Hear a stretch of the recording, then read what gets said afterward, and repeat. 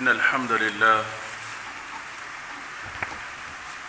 لله نحمده ونستعينه ونستغفره ونؤمن به ونتوكل عليه ونعوذ بالله من شرور أنفسنا ومن سيئات أعمالنا ومن يهده الله فلا مضل له ومن يضلله فلا هادي له وأشهد أن لا إله إلا الله وأشهد أن محمدًا عبده ورسوله يا أيها الذين آمنوا اتقوا الله حق تقاته ولا تموتن إلا وأنتم مسلمون يا أيها الناس اتقوا ربكم الذي خلقكم من نفس واحدة وخلق منها زوجها وبث منهما رجالا كثيرا ونساء واتقوا الله الذي تساءلون به والأرحام إن الله كان عليكم رقيبا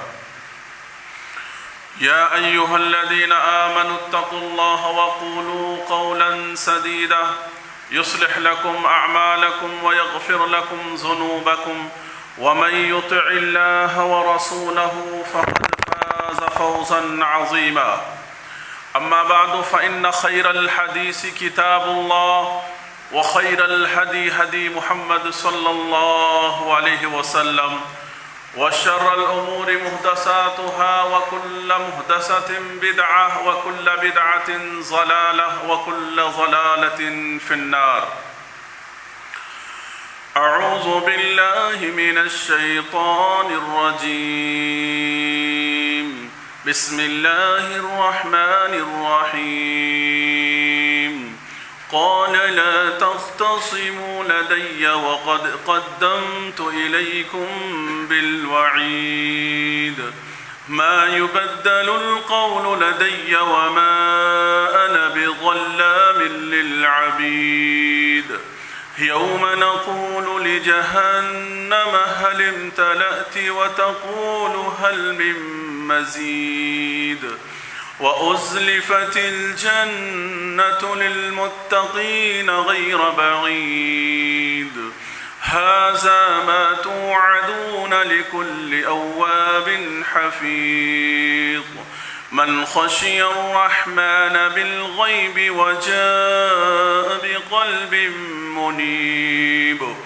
ادخلوها بسلام ذلك يوم الخلود وقال تعالى في موضع آخر ومن أحسن قولا ممن دعا إلى الله وعمل صالحا وقال إنني من المسلمين وقال تعالى في موضع آخر كنتم خير أمة أخرجت للناس تأمرون بالمعروف وتنهون عن المنكر وتؤمنون بالله محترم و معزز حاضرین مجلس حاضرین جمعہ اور پردہ نشین خواتین اسلام ہر طرح کی حمد و ثنا بزرگی بڑائی اس اللہ وحدہ لا شریک کے لیے لائق و زیبا ہے جو اکیلا تنہا اس کائنات کے ذرے ذرے کا مالک و محافظ ہے۔ اس کے بعد تمام انبیاء کرام پر درود و سلام کا نزول ہو، بالخصوص ہمارے اور آپ کے آخری نبی پر جن کی محنت اور جن کی کوشش کے سبب اللہ نے ایمان کی دولت سے ہم کو آپ کو نوازا ہے، صلی اللہ علی نبینا محمد وآلہ واصحابہ اجمعین۔ محترم حاضرین جمعہ، میں آج کے اس خطبہ جمعہ میں اللہ کے فضل اور اس کے احسان اور اس کی توفیق سے جس موضوع کے تحت کچھ گفتگو کرنا چاہتا ہوں وہ موضوع ہے دعوت دین کی اہمیت، دعوت اسلام کی اہمیت۔ اس کے متعلق میں کچھ باتیں آپ کے سامنے بیان کر کے اپنی بات مکمل کرنے کی کوشش کروں گا۔ اللہ سے دعا ہے کہ رب العالمین کہنے والے سننے والے کو کہی ہوئی سنی ہوئی بات پر اللہ عمل کی توفیق دے اور درست بات کہنے کی توفیق دے، آمین۔ محترم حضرات، اللہ رب العالمین نے ارشاد فرمایا کہ اس کائنات کے اندر انسانوں کی تخلیق اس کا مقصد اللہ رب العالمین نے بیان فرمایا کہ اس کا مقصد یہ ہے کہ اللہ تعالیٰ تمہیں آزمائے، تمہیں امتحان لے کہ تم میں کون عمل کے اعتبار سے بہتر ہے۔ لِيَبْلُوَكُمْ أَيُّكُمْ أَحْسَنُ عَمَلًا، اللہ رب العالمین نے سورۃ الملک کے اندر کہا لِيَبْلُوَكُمْ أَيُّكُمْ أَحْسَنُ عَمَلًا۔ اللہ تعالیٰ نے اس کائنات میں تمہیں اس لیے پیدا کیا ہے کہ اللہ تمہارا امتحان لے، تمہارا امتحان لے کہ تم میں کون ہے بہتر عمل کے اعتبار سے۔ میرے بھائیو، دنیا کے اندر شریعت نے جو عمل کے طریقے بتائے ہیں، اعمال صالحہ کے جو طریقے بتائے ہیں، بہت سارے اعمال ہیں۔ نماز پڑھنا، روزہ رکھنا، صدقہ و خیرات کرنا، اللہ کے بندوں کی مدد کرنا، اللہ کی راہ میں مال و دولت خرچ کرنا، یعنی انگنت ذکر و اذکار کرنا، یہ تلاوت قرآن کرنا، بہت سارے اعمال ہیں جس کو شریعت نے کار خیر کہا ہے۔ لیکن اللہ تبارک و تعالیٰ نے جو کہا لِيَبْلُوَكُمْ أَيُّكُمْ أَحْسَنُ عَمَلًا، تم میں کون سب سے بہتر عمل کرتا ہے، جس کے اندر ایک اللہ تبارک و تعالیٰ کے دین کی دعوت کرنا، یہ بھی اعمال صالحہ کے اندر احسن الاعمال ہے، بہترین عمل ہے، سب سے اچھا کام ہے کہ اللہ رب العالمین کے دین کی دعوت و تبلیغ کی جائے، اللہ تبارک و تعالیٰ کے پیغام کو اللہ کے بندوں تک پہنچایا جائے۔ لہذا اللہ رب العالمین نے اسی بات کی وضاحت کرتے ہوئے اللہ رب العالمین نے کہا سورہ آل عمران کے اندر وَلْتَكُمْ مِنْكُمْ أُمَّةٌ يَدْعُونَ إِلَى الْخَيْرِ وَيَأْمُرُونَ بِالْمَعْرُوفِ وَيَنْهَوْنَ عَنِ الْمُنْكَرِ، کہ تم میں ایک ایسی جماعت ہونی چاہیے جو لوگوں کو اللہ کی طرف بلائے، جو لوگوں کو بھلائی کا حکم دے، برائی سے روکے۔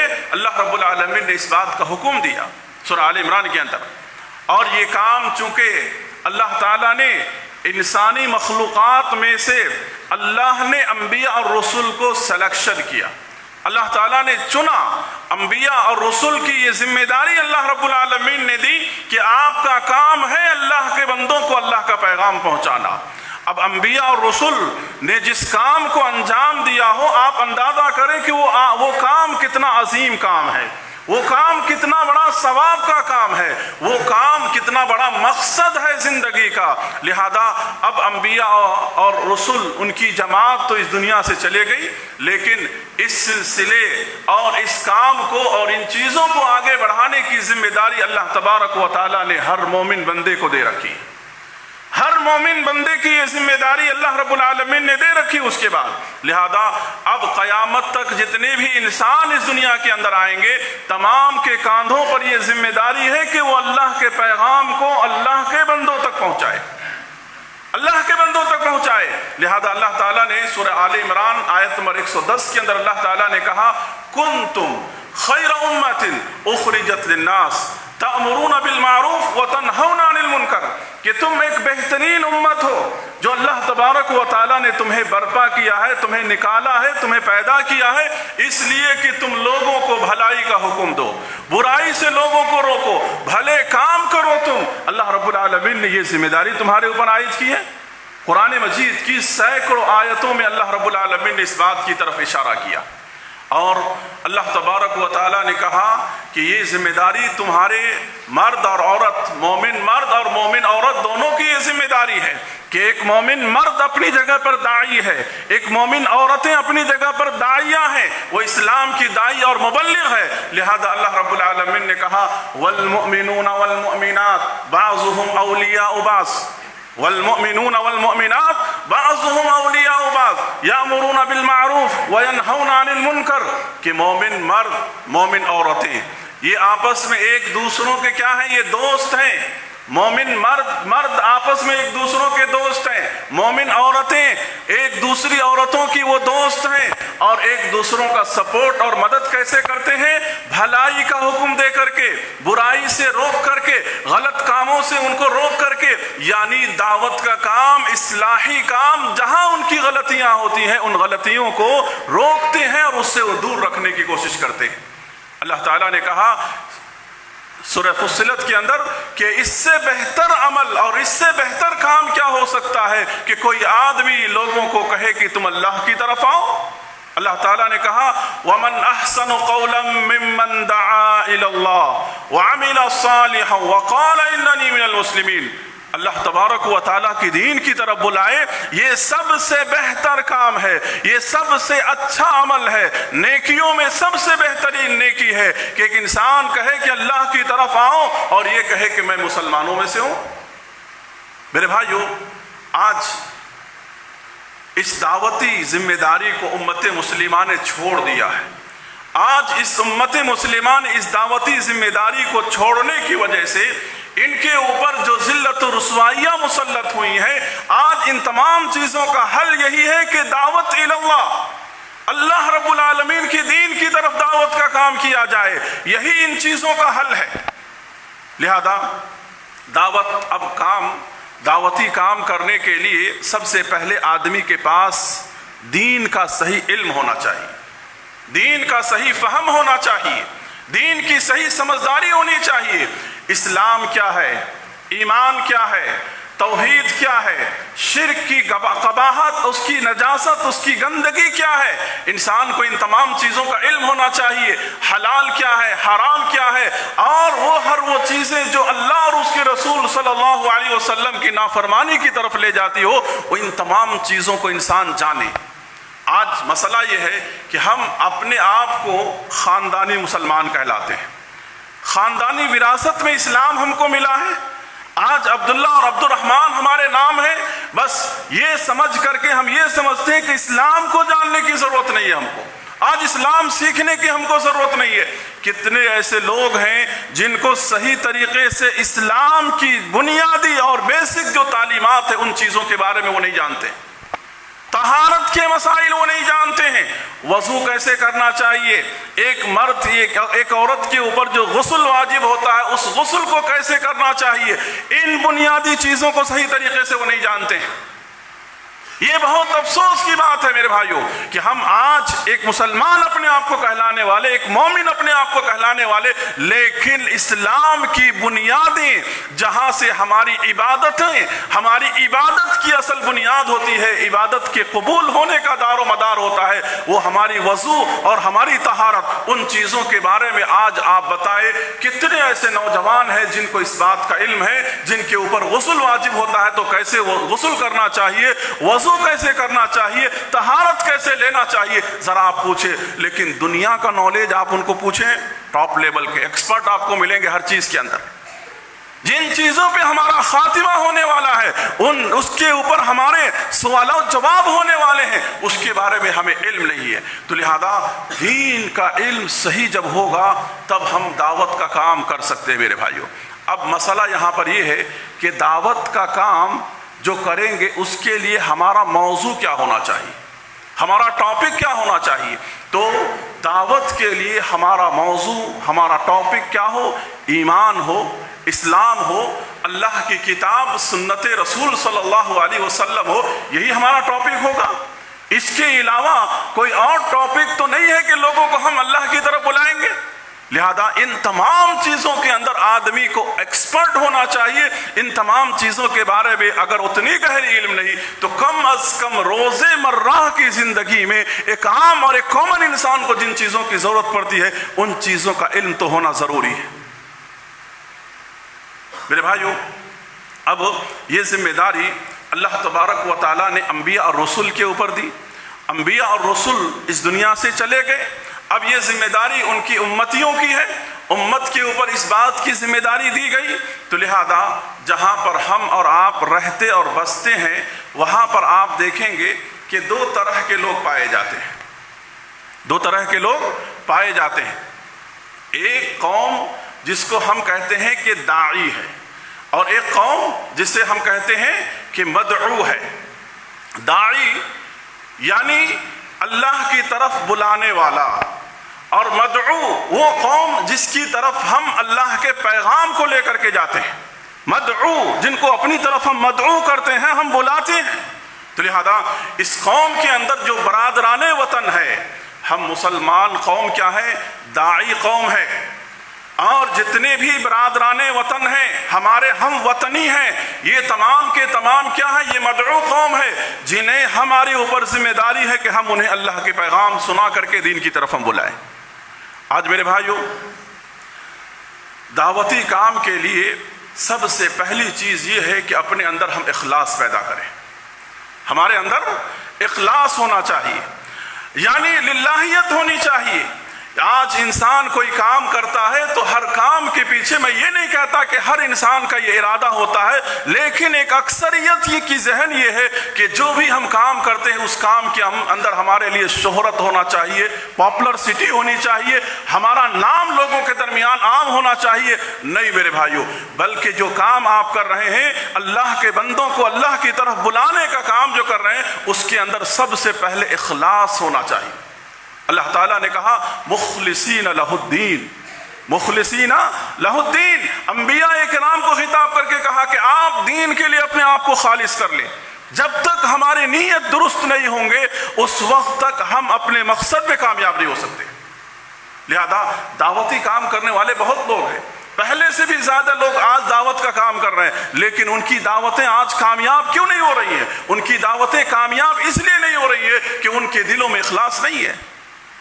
حقیقت میں اگر اخلاص ہوگا تو ایک داعی جو ہے اپنے مدعو کو دیکھ کر کے دعوت قبول نہ کرنے کی وجہ سے، یعنی خیر اور بھلائی کی طرف نہ آنے کی وجہ سے، جنت کی طرف نہ آنے کی وجہ سے، جہنم سے نہ بچنے کی وجہ سے اس کو درد ہوگا دل میں، وہ اس کے حق میں دعا کرے گا، وہ راتوں کو اٹھ کر کے اس کے حق میں دعا کرے گا۔ اللہ کے رسول صلی اللہ علیہ وسلم کا کیا معاملہ تھا؟ جب مشرکین مکہ آپ کی دعوت کو قبول نہیں کر رہے تھے، آپ راتوں کو اٹھ کر کے روتے تھے، آپ پریشان ہوتے تھے، آپ بے قرار ہوتے تھے، ہر وقت آپ کے دل میں یہ اخلاص ہوا کرتا تھا کہ کسی بھی طرح سے یہ لوگ میری بات کو مان لیں۔ اور اگر کوئی بندہ آپ کی بات کو مان لیتا، ایمان لا لیتا، تو اللہ کے رسول صلی اللہ علیہ وسلم کی خوشی کا عالم مت پوچھو، اتنا خوش ہوا کرتے تھے اللہ کے رسول صلی اللہ علیہ وسلم۔ یہ آپ کی اخلاص کی دلیل ہے۔ لہذا ایک یہودی بندہ جو بیمار ہو گیا، اللہ کے رسول صلی اللہ علیہ وسلم اس یہودی نوجوان کی عیادت وزٹنگ کرنے کے لیے گئے، دیکھ رہے ہیں کہ بستر مرگ پر ہے، آخری حالت میں ہے، بار بار وہ شخص اللہ کے رسول صلی اللہ علیہ وسلم کو دیکھ رہا ہے۔ وہ نوجوان اللہ کے رسول صلی اللہ علیہ وسلم بھی اس کی طرف دیکھ رہے ہیں، اس کا باپ اس کے سرہانے بیٹھا ہوا تھا، وہ یہ سمجھ رہا، یہ سوچا دل میں کہ یہ اللہ کے رسول صلی اللہ علیہ وسلم کی بات کو ماننا چاہتا ہے، لہذا اس نے کہا کہ اطیع ابا القاسم، یعنی ابو القاسم اللہ کے رسول صلی اللہ علیہ وسلم کی نیت تھی، اگر تم اللہ کے رسول کی بات ماننا چاہتے ہو تو میری طرف سے تمہارے لیے اجازت ہے۔ اللہ کے رسول صلی اللہ علیہ وسلم نے اس بندے کو جو آخری حالت میں تھا، آپ نے اس کو کلمہ پڑھایا، شہادہ پڑھایا۔ ادھر کلمہ پڑھانا تھا کہ تھوڑی دیر کے بعد اس کی روح نکل گئی۔ اللہ کے رسول صلی اللہ علیہ وسلم بہت خوش ہوئے اور آپ نے کیا کہا؟ الحمدللہ الذی انقذ بی من النار، اللہ تیرا شکر ہے، الحمدللہ، اللہ تیرا شکر ہے، تیری تعریف ہے کہ ایک بندہ جو جہنم کی آگ سے بچ گیا۔ میرے بھائیوں، یہ تڑپ، یہ چیز ہمارے اندر نہیں ہے۔ آج دعوت کے اس کام کے لیے یہ اخلاص ہمارے اندر نہیں ہے، اس وجہ سے آج ہمارے گھروں کے اندر ہم دعوت کے اس معاملے پر، اس بات کے تعلق سے باہر تو ہم بہت باتیں کرتے ہیں، لیکن ہمارے گھروں کے اندر کتنے ایسے لوگ ہیں جن کے ایمان میں ملاوٹ ہے، جن کے ایمان میں شرک ہے، جن کے عقیدے میں خرابی ہے، جن کے گلے میں تعویذ ہے، جن کے ہاتھ میں تعویذ ہے، جن کے گھروں پہ ناریل لٹکے ہوئے ہیں۔ ہم ان کی دعوتوں میں، ان سے لین دین، ان کی فنکشنوں میں تمام کام ہم کرتے ہیں، لیکن ہم ان کو اللہ کا یہ پیغام سناتے نہیں ہیں، اور اگر سناتے بھی ہیں تو اس کا اثر کیوں نہیں ہوتا ہے؟ کیونکہ ہمارے دل میں اس کے لیے درد نہیں ہے۔ صحیح مانو، واقعی اگر درد ہوتا تو ہمارا بھائی، ہماری بہن، ہمارا ماں، ہمارے گھر کے افراد اس کام کے اندر مبتلا ہے اور پھر بھی ہم کو اس بات کا احساس نہیں ہے۔ تو میرے بھائیو، ہمارے اندر دعوتی کام کے لیے اخلاص ہونا چاہیے۔ اور دوسری چیز جو میں نے آپ کے سامنے ذکر کیا، دعوتی کام کے لیے علم کا ہونا ضروری ہے۔ علم کے بغیر دعوتی میدان میں قدم ہم نہ رکھیں۔ جب تک ہمارے پاس کتاب و سنت کا صحیح علم نہیں ہے، یا جن چیزوں کا جتنا آپ کو پرفیکٹ اور صحیح علم ہے، اس علم کو آپ اللہ کے بندوں تک پہنچائیں۔ علم کے بغیر دعوت کا کام کرنا بہت بڑا نقصان ہے۔ آج ہم دیکھ رہے ہیں کہ بہت سارے ایسے لوگ جو تھوڑا بہت اسٹڈی کر لیتے ہیں، تھوڑی بہت ان کی معلومات ہو جاتی ہے، تھوڑی بہت اسٹڈی اور تیاری پر سمجھیے لوگوں کے درمیان اسٹیج پر کھڑے ہو کر کے بہت بڑے داعی اپنے آپ کو ثابت کرنے لگتے ہیں۔ نہیں میرے بھائیو، جب تک دعوتی میدان میں آپ کے پاس علم نہیں ہے، آپ کے پاس حکمت نہیں ہے، آپ اس وقت تک آپ اپنے آپ کو لوگوں کے درمیان اپنے آپ کو کھڑا نہ کریں۔ ہاں، ان چیزوں کی دعوت آپ دے سکتے ہیں جس معاملے میں آپ کو پوری مہارت ہے کہ آپ اس میں غلط نہیں کر سکتے ہیں، غلط نہیں بول سکتے ہیں، تب جا کر کے آپ اس بات کو آپ بتا سکتے ہیں۔ لیکن جن چیزوں کا آپ کو صحیح علم نہیں ہے، تحقیقی علم نہیں ہے، مستند علم نہیں ہے آپ کے پاس، تو ایسے علم کے معاملے میں آپ اپنی زبان کو بند رکھیں۔ تو لہذا علم دعوتی میدان میں سب سے پہلے علم ہونا چاہیے۔ اسی لیے اللہ تعالیٰ نے نبی کریم صلی اللہ علیہ وسلم کو سب سے پہلی وحی میں اقرأ بسم ربک الذی خلق، پہلی وحی میں آپ کو علم دیا گیا، پڑھنے کی تعلیم دی گئی، اور آپ کو علم اور نالج سے جب بھرپور کیا گیا تب جا کر کے آپ کو برملا طور پر 3 سال کے بعد برملا طور پر لوگوں کے درمیان آپ کو لایا گیا۔ ایسا نہیں کہ پہلی وحی میں ہی آپ کو کہہ دیا گیا کہ آپ لوگوں کے درمیان کھڑے ہو جائیں۔ تو میرے بھائیو، دعوت و تبلیغ کا آپ کام کیجئے، ضرور کیجئے، لیکن پہلے علم سیکھیے۔ بہت سارے نوجوان ہیں جن کو بہت اچھا جذبہ ہے ماشاءاللہ دعوت و تبلیغ کے کام کرنے کا، لیکن ان کے پاس صحیح علم نہ ہونے کی وجہ سے پھسل جاتے ہیں، کہنے کا کچھ کہہ دیتے ہیں کچھ، اور وہاں پر معاملہ درست ہونے کے بجائے معاملہ الٹا ہو جاتا ہے۔ لہذا اب جس قوم کے درمیان ہم اور آپ رہتے ہیں، یا جن لوگوں کے درمیان ہم آپ رہتے ہیں، آپ دیکھیے کہ قرآن مجید نے تمام کی مینٹلٹی کو، تمام کی ذہنیت کو قرآن مجید نے ہمارے سامنے رکھا ہے۔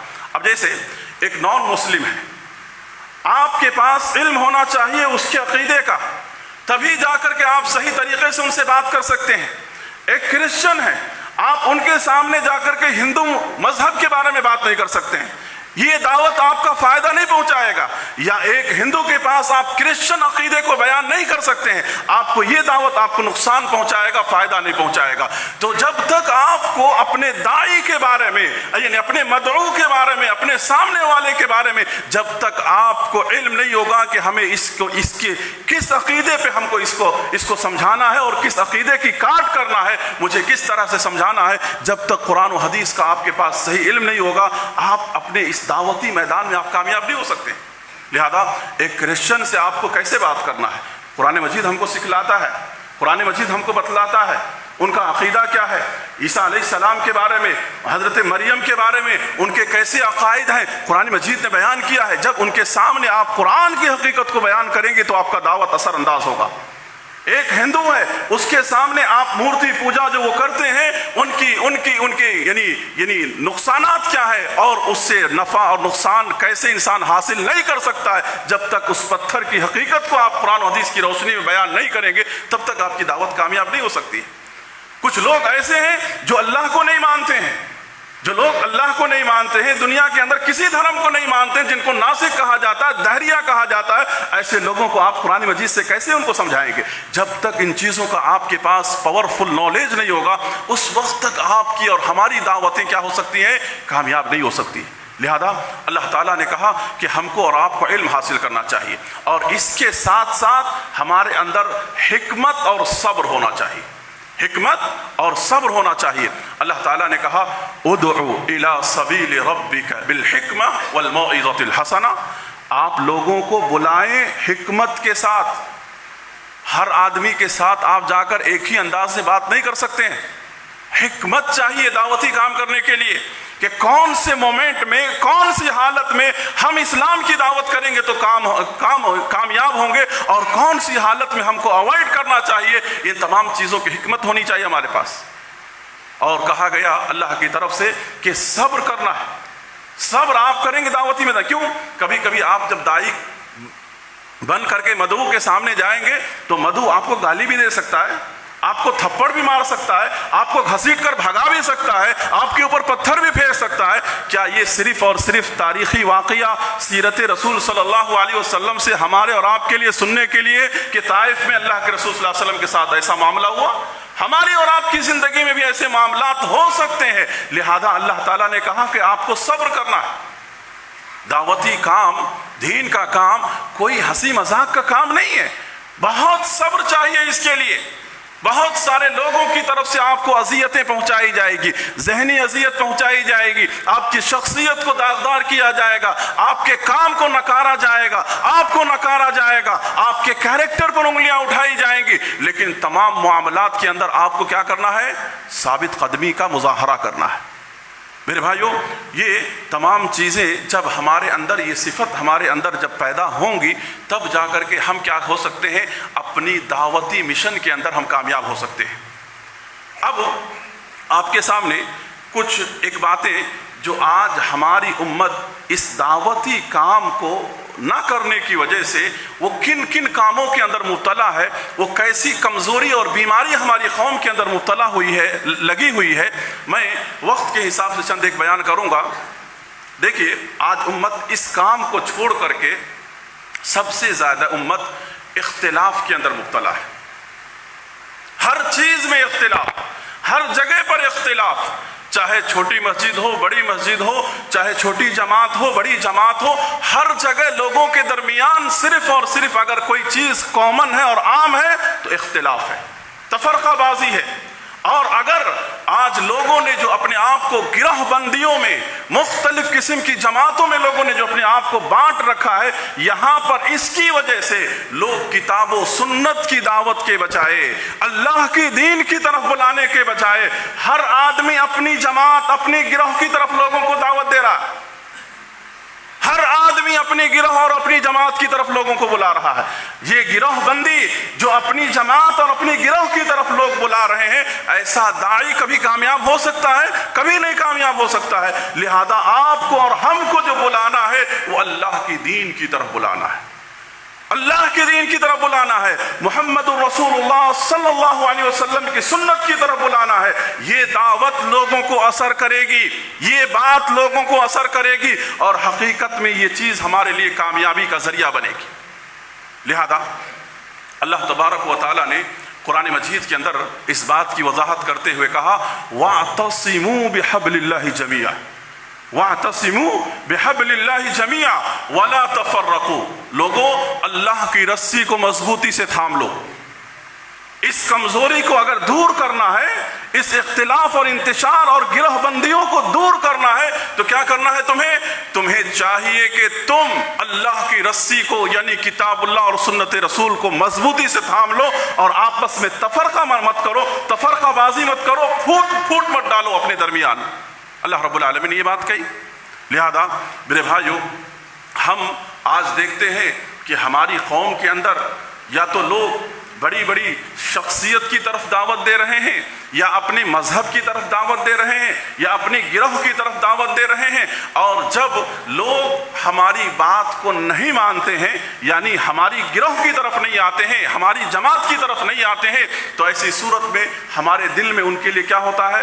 بغض پیدا ہوتا ہے، نفرتیں پیدا ہوتی ہیں، عداوتیں پیدا ہوتی ہیں. اب ہم جو چاہیں اور جتنا چاہیں اپنے دل کی بھراس کو نکالنے کے لیے ہم وہ تمام غلط کام اس کے خلاف کرنے کی کوشش کرتے ہیں.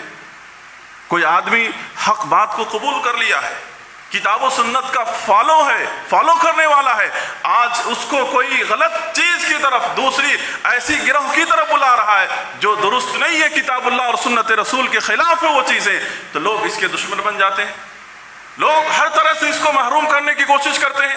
آج دیکھیے میرے بھائیوں، میری بات کو غلط نہ سمجھے، میں کسی کو ٹھیس پہنچانے کے لیے یا کسی کے دل کو دکھانے کے لیے میں یہ بات نہیں کہہ رہا ہوں. میرے کہنے کا مطلب یہ ہے کہ آج ہم جب تک اس ذہنیت کو ختم نہیں کریں گے تب تک ہم اپنے مشن میں کامیاب نہیں ہو سکتے. آج دیکھیے، کوئی آدمی اگر حق کو اپناتا ہے، کتاب و سنت کو اپناتا ہے، منہج سلف کو اپناتا ہے، تو ایسے لوگوں کو لوگ قبرستان میں نہیں جانے دیتے ہیں، نکاح کے لیے رجسٹر نہیں دیتے ہیں. کتنے ایسے لوگ ہیں کہتے ہیں ان کو اپنی وراثت میں شامل نہیں کرنا، ان کو اپنی وراثت اور پراپرٹی میں ان کو بے دخل کرنا. میرے بھائیوں، یہ ہماری دعوت ہے؟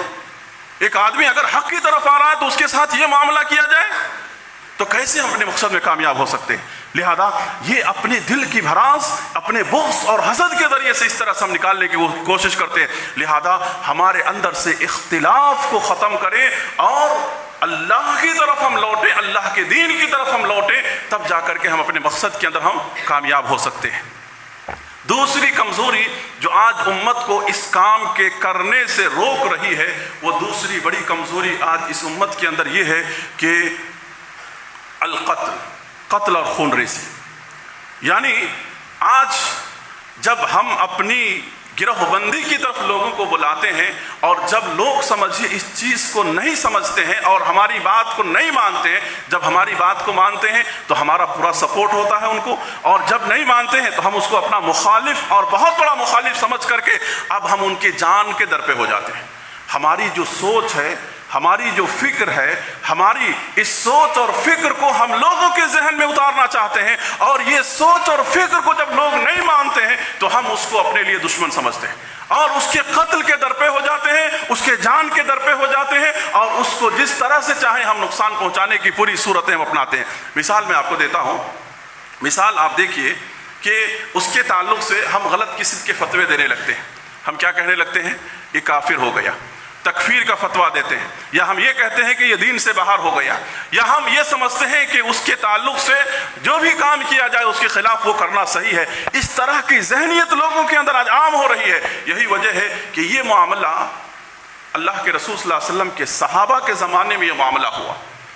امیر المومنین حضرت علی بن ابی طالب رضی اللہ عنہ اور حضرت امیر معاویہ، ان کی جماعت اور ان کی گروہ سے کچھ لوگ نکلے جن کو کیا کہا جاتا ہے؟ خوارج کہا جاتا ہے. خوارج جو دار اسلام سے باہر، یہ باہر ہو گئے، اور باہر ہونے کے بعد انہوں نے اپنی خوارجیت کی جو ذہنیت ہوتی ہے وہ تمام لوگوں کے اوپر صادر کرنا شروع کر دیا، اور کہا کہ جو خوارج نہیں وہ اسلام سے باہر ہے، جبکہ خود یہ اسلام سے باہر تھے. یہاں تک کہ انہوں نے امیر المومنین حضرت علی کو بھی کہا اسلام سے باہر ہیں، اور حضرت معاویہ کو بھی کہا کہ یہ دنیا میں رہنے کے لائق نہیں ہے، ان کو قتل کر دینا چاہیے. حضرت امیر معاویہ کو اور حضرت علی کو قتل کرنا چاہیے.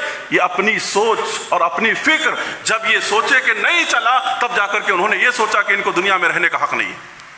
میرے بھائیوں، تو اس فکر کو ختم کیسے کیا جائے گا؟ اس فکر کو، اس سوچ کو آج کتاب اللہ اور سنت رسول صلی اللہ علیہ وسلم کے ذریعے سے ہی ختم کیا جا سکتا ہے. لہذا حضرت عبداللہ بن عباس رضی اللہ عنہ کے بارے میں آتا ہے کہ حضرت عبداللہ بن عباس رضی اللہ عنہ ان کے خیموں میں گئے، ان کے پاس گئے اور لوگوں سے کہا کہ لوگوں، تمہارے کیا کیا سوالات ہیں، تمہارے کیا کنفیوژن ہے، تم مجھے بتاؤ اور میں تمہارے ہر سوال کا جواب کتاب اللہ اور سنت رسول کی روشنی میں دیتا ہوں، اور ان تمام باتوں کو میں بیان کروں گا جو تم مجھ سے پوچھو گے. حضرت عبداللہ بن عباس رضی اللہ عنہ نے جب ان کے سارے سوالات کے جواب دیے تو آپ کو معلوم ہے یہ ذہنیت ختم ہو کر کے تقریباً 4000 خوارج جو اسلام سے باہر ہو چکے تھے اصل اسلام کی طرف لوٹ گئے. تو آج بھی ضرورت اس بات کی ہے کہ آج صحیح دین کا پیغام، دین کا اسلام کا میسیج آج دنیا کے اندر عام کیا جائے. آج آپ دیکھیے میرے بھائیوں، حکومتی سطح پر جہاں پر ہم اور آپ رہتے ہیں، آج نفرت کی سیاست کی جا رہی ہے. آج اسلام کے خلاف، مسلمانوں کے خلاف کیا ہے؟ ایک فکر ہے جو دوسروں کے ذہن کے اندر منتقل کی جا رہی ہے. اسلام اور مسلمانوں کے خلاف ایک فکر اور ایک سوچ یہی تو منتقل کیا جا رہا ہے جس کی وجہ سے آج لوگوں کے ذہن کے اندر اس قدر نفرتیں جمع ہو گئی ہیں کہ آج جہاں کہیں بھی مسلمانوں کو دیکھو چلو مارو، جہاں کہیں بھی دیکھو ان کے ساتھ یہ معاملہ کرو. یہ کیا ہے؟ ان کی غلط فکری تربیت کی وجہ سے، غلط فکر اور غلط سوچ ان کے ذہن کے اندر ڈالنے کی وجہ سے آج وہ اسلام سے اور مسلمانوں سے اور مختلف قسم کی چیزوں کو تھوڑی دیر کے لیے وہ برداشت نہیں کر رہے. لہذا ضرورت یہ ہے کہ آج ایسے موقع اور ایسے حالات میں اسلام کی صحیح نمائندگی کرنے والے لوگ، ایمان فروش، دین بیچنے والے، اپنے آپ کو بیچنے والے، ایسے لوگ نہیں، صحیح معنوں میں جو دین کا علم رکھتے ایسے لوگ ڈبیٹ کے اندر شامل ہو جن کے پاس دین کا صحیح اتھینٹک علم ہو. آج دیکھیے میڈیا کے سامنے بھی ایسے لوگ جاتے ہیں جو پیسوں کے بکے ہوئے ہوتے ہیں، ایمان فروش ہوتے ہیں، قوم کے غدار ہوتے ہیں. ایسے لوگ جا کر کے الٹا سیدھا توڑ مروڑ کر کے اسلام کی یعنی نمائندگی کرتے ہیں. اسلام کی حقیقت کو، صحیح معنوں میں اسلام کی صحیح فکر کو لوگوں کے سامنے رکھنے کی ان کے پاس جرأت نہیں ہوتی ہے. تو لہذا آج اسلام کی دعوت کے اس کام کو ہم اور آپ جب تک نہیں کریں گے میرے بھائیوں، حالات کا شکوہ اور شکایت کرتے رہیں گے، اس وقت تک مسائل حل ہونے والے نہیں ہیں۔ آپ اور ہم جان رہے ہیں کہ ہمارے پاس وہ طاقتیں نہیں ہیں جو طاقت ہمارے پاس ہونی چاہیے۔ طاقت اگر ہے تو دین کی طاقت ہے، کتاب اللہ کی طاقت ہے، سنت رسول صلی اللہ علیہ وسلم کی طاقت ہے، اور دعوت دین کی طاقت سے ہم سب نظام کو بدل سکتے ہیں۔ لہذا مکے کی اس 13 سالہ زندگی کو یاد کرو، کتنا خطرناک ماحول تھا، کتنا خطرناک ماحول میں صحابہ نے زندگی گزارا، لیکن اللہ کے رسول صلی اللہ علیہ وسلم نے اس ماحول کو کیسے بدلا؟ 13 سال کے اندر دعوت کے ذریعے سے ہی بدلا۔ تو لہذا آج ہم اپنی جگہ پر ایک ڈاکٹر ہیں، اپنی جگہ پر ایک دائی ہوں، ایک تاجر ہیں، اپنی جگہ پر ہم ایک دائی ہوں، اپنی جگہ پر ہم ایک طالب علم ہیں، اپنی جگہ پر ایک دائی ہوں ہم اپنی جگہ پر۔ لہذا آپ جس میدان اور جس فیلڈ کے اندر ہیں، چاہے جو بھی ہو، آپ اپنی جگہ پر یہ سمجھو کہ میں اسلام کا دائی ہوں۔ اپنے آپ کو دائی اور مبلغ سمجھ کر کے آپ باقاعدہ طور پر اس کام کو انجام دینے کی کوشش کریں۔ میرے بھائیوں، اور بھی کچھ باتیں تھیں، انشاءاللہ پھر کسی مناسبت سے آپ کے سامنے بیان کی جائے گی۔ اللہ سے ہم دعا کرتے ہیں کہ رب العالمین ہم تمام کو دعوت دین کی اہمیت کو سمجھ کر کے اللہ کے اس پیغام کو خاموشی کے ساتھ اللہ کے بندوں تک ہمیں پہنچانے کی اللہ ہمیں توفیق دے، اور اس میدان میں جو لوگ بھی کام کر رہے ہیں اللہ ان کی مدد فرما، ان کو صحیح سمجھ دے، اور جو لوگ اس میدان میں اس فیلڈ میں رکاوٹیں پیدا کر رہے ہیں اللہ تعالیٰ یا تو انہیں ہدایت دے یا اس راستے سے اللہ انہیں دور کر دے۔ آمین۔ اقول قولی ھذا استغفر اللہ لی ولکم۔